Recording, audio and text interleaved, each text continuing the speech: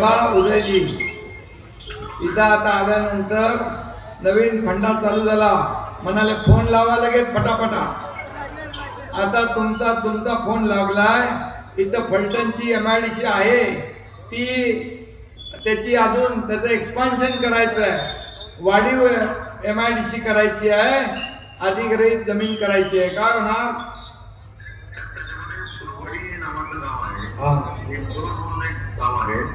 जावळेवाडी, निरगाव आणि नांदर अशा 5 गावांमध्ये MIDC प्रस्तावित आहे. 284 एकरवर आणि तिथे वाटाघाटी शेतकऱ्यांची सुरू आहे.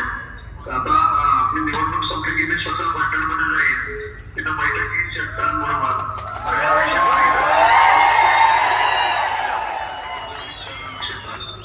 ते करा.